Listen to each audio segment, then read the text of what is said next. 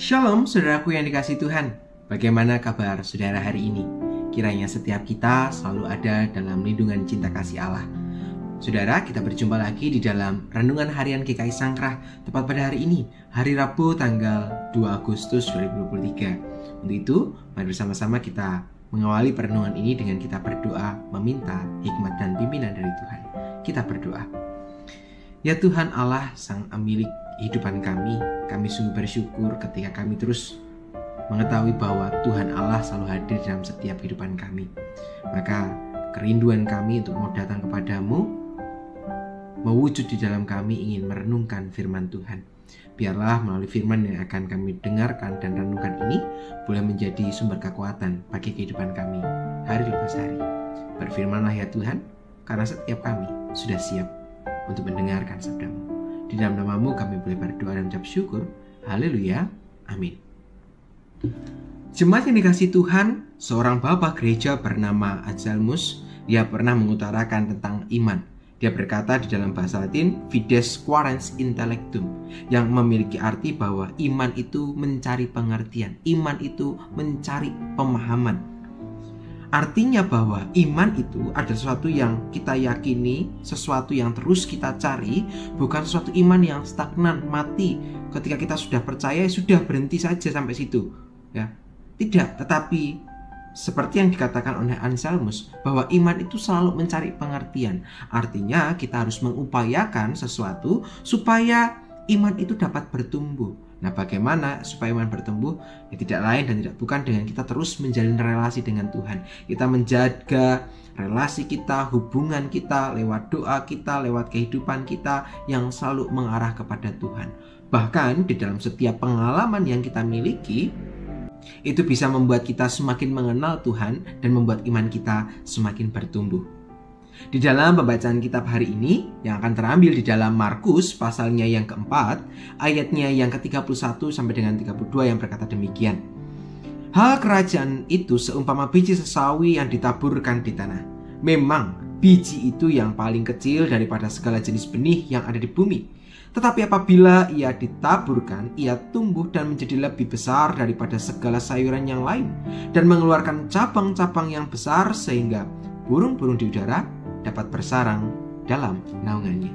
Nah, saudaraku yang terkasih, dalam bagian ini Tuhan Yesus juga memberikan perumpamaan kembali kepada para muridnya tentang hal kerajaan surga yang seumpama seperti biji sesawi, sesuatu yang dikatakan dalam Alkitab biji yang paling kecil, tetapi ketika biji itu ditaburkan, biji itu ditanam, biji itu dirawat, maka biji itu akan tumbuh menjadi pohon yang besar dan kuat.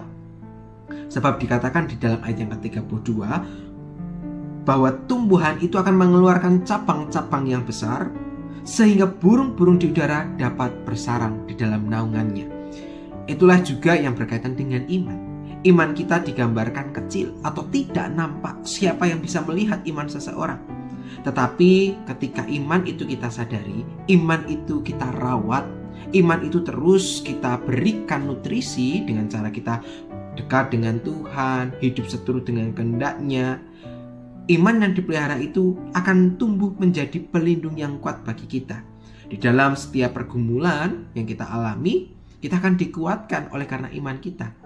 Berbeda dengan orang yang memiliki iman tetapi tidak menyadarinya.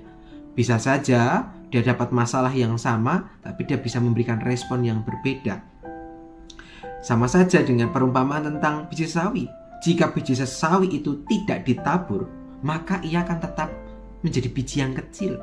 Biji yang mungkin akan orang abaikan, orang tidak akan lihat dan perhitungkan. Tetapi jika biji itu ditabur, biji itu ditanam, disirami, dirawat betul, ia akan tumbuh menjadi pohon yang besar, pohon yang memberkati. Ketika hal ini boleh kita refleksikan kembali. Mungkin saat ini kita sedang mengalami pergumulan hidup yang berat. Kita menghadapi kondisi-kondisi yang sulit.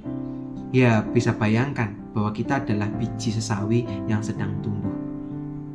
Biji sesawi itu tidak tumbuh dengan seketika. Ketika hari ini ditanam, besok langsung tumbuh menjadi tumbuhan yang besar. Tidak. Dia melewati proses waktu yang panjang, hingga akhirnya ia menjadi pohon yang besar dan kuat.